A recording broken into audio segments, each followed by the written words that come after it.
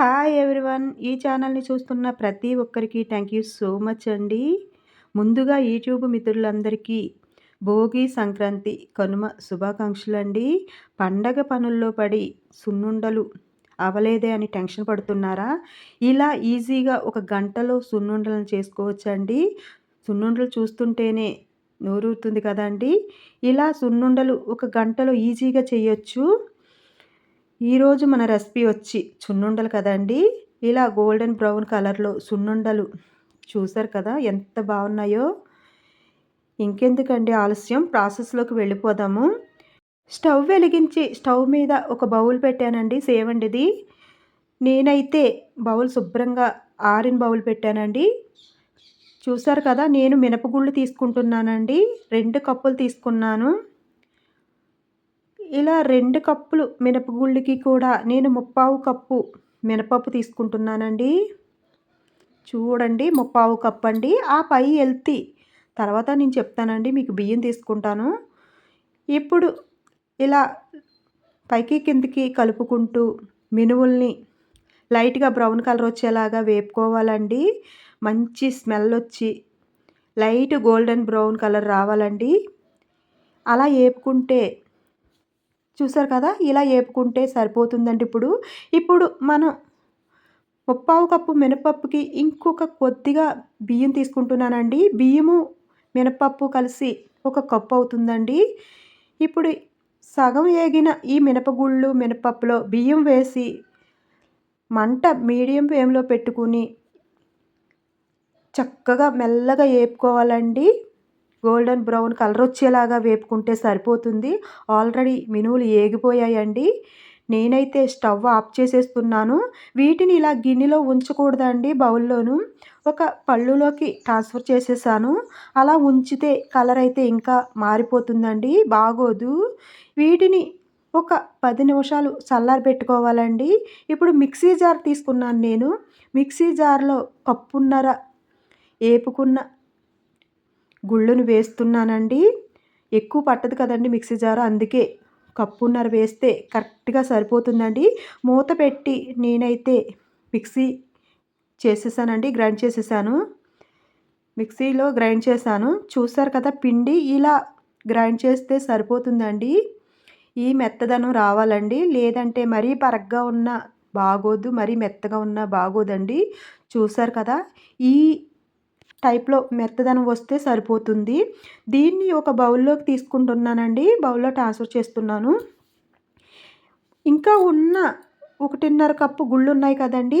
వాటిని కూడా తీసుకుంటాను. ఈ మిక్సీ జార్‌లో మళ్ళీ వేస్తున్నానండి.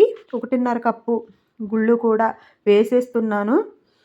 వీటిని కూడా మూత పెట్టి సేమ్ అలానే పిండి మెత్తగా చేసేసుకున్నానండి. ఇలా చేసుకుంటే సరిపోతుందనమాట. ఇది కూడా బౌల్‌లో వేసేసుకుంటున్నానండి.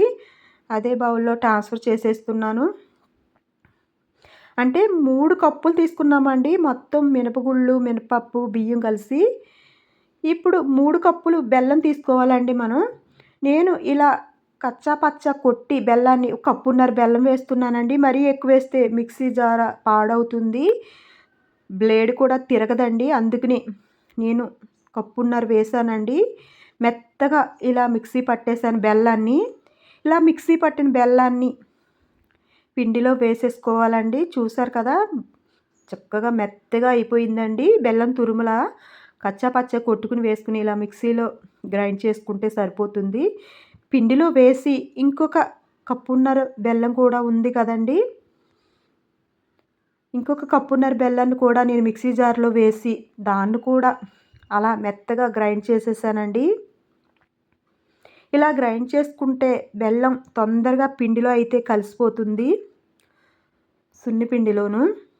ఇది కూడా బౌల్‌లోకి ట్రాన్స్‌ఫర్ చేసేస్తున్నాను. చూసారు కదా! దీన్ని కూడా బౌల్‌లో వేసేసి నేను గిన్నెలో సున్నుండలు నొక్కుకోవడం కుదరదు కాబట్టి ఒక పెద్ద పళ్ళుని తీసుకుని దాంట్లోకి బౌల్‌లోది ట్రాన్స్‌ఫర్ చేశాను. ఇప్పుడు పిండి, బెల్లం బాగా రఫ్ చేస్తూ కలుపుకోవాలండి. మెత్తగా మొత్తం సున్నిపిండిలో బెల్లం బాగా మిక్స్ అయిపోవాలన్నమాట. అలా అయితేనే బావుంటుందండి సున్నుండ. లేకపోతే ఉండుండల కింద అస్సలు బాగోదు. ఇలా బాగా 2 చేతులతో నేనైతే పల్లెటూరు వాళ్ళం కదండీ మేము.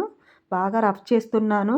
మీరు ఇలా చేయలేకపోతే గనుక పిండి బెల్లంలో వేసి కలిపేసిన తర్వాత కొద్దిగా మిక్సీ జార్‌లో వేసుకొని ఒక 2, 3 సార్లు మళ్ళీ మిక్సీ గ్రైండ్ చేసుకుంటే సరిపోతుందండి. మెత్తగా వస్తుంది. నేనైతే ఇలా రఫ్ చేసేసాను. ఆల్రెడీ నాకైతే బాగా కలిసిపోయిందండి. నేనైతే స్టవ్ మీద నెయ్యి పెట్టి వేడి చేస్తున్నానండి. చూసారు కదా! ఇలా రఫ్ చేసుకుంటే సరిపోతుంది. నేను యాలక్కాయలు పొడి వేస్తున్నానండి. యాలకులు, ఎలాచీ పౌడర్ వేశాను. కొద్దిగా అది కూడా బాగా సున్నిపిండిలో మిక్స్ చేశాను. నేను నెయ్యి కాసానండి. నేను ఒక కప్పు నెయ్యి వేస్తున్నాను. సరిపోతుందండి కప్పు నెయ్యి. లేదంటే కొంచెం కావాలంటే వేసుకోవచ్చు. బాగా ఎక్కువ తినాలంటే నెయ్యి మీ ఇష్టం అండి. అయ్యేలాగా వేసుకోవచ్చు. మీరు ఎక్కువ తినాలంటే ఎక్కువ. నెయ్యి తక్కువ వేసుకుందాం అనుకుంటే తక్కువ. మీ ఇష్టం అండి నెయ్యి. కాకపోతే అయ్యేలాగా మాత్రం కంపల్సరీ వేసుకోవాలన్నమాట. నేనైతే ఇంకొంచెం వేస్తున్నాను. నాకు కొద్దిగా తక్కువైనట్టు అనిపించింది. ఇంకొంచెం వేసి మొత్తం నెయ్యిని బాగా సున్నుండలో కలిసేలాగా రఫ్ చేసి నేను ఇలా ఉండలు నొక్కేస్తున్నానండి. మేము పల్లెటూరు వాళ్ళం కదా! పెద్ద పెద్ద ఉండలు చేసుకుంటామన్నమాట. చిన్ని ఉండలైతే అస్సలు చేసుకోము. ఎంత బావుందో చూసారా ఉండ. ఇలా మొత్తం పిండంతా కూడా ఇలా ఉండలుగా నొక్కేసుకోవాలండి. మీ ఇష్టం. చిన్న ఉండలైనా సరే పెద్దగా చేసుకుంటాం. ఎవరిష్టం వాళ్ళది కదండీ. ఇలా నేనైతే మొత్తం సున్నుండలైతే నొక్కేసానండి. నా చిన్నతనంలో మా అమ్మ వాళ్ళైతే 4, 3 కేజీలు మినుములు పొయ్యి మీద పెట్టి ఏపేవారండి. వాటిని తిరగట్లో వేసి ఇసిరి మళ్ళీ వాటిని పిండిగా చేసుకునేవారు. సున్నుండలు చేయడానికి 2, 3 రోజులైతే పట్టేది. చాలా కష్టపడేవారండి.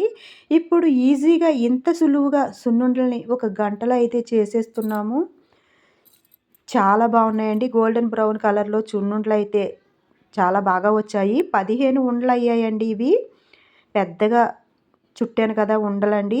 15 సున్నుండలయ్యాయి. ఎవరిష్టం వాళ్ళదండి. మీరు ఏ సైజు కావాలంటే ఆ సైజు చేసుకోవచ్చండి. మీరు నా ఛానల్‌ని కొత్తగా చూస్తున్నట్టయితే సబ్స్క్రైబ్ చేసుకోండి. ఒక లైక్ చేయండి. Thank you for watching.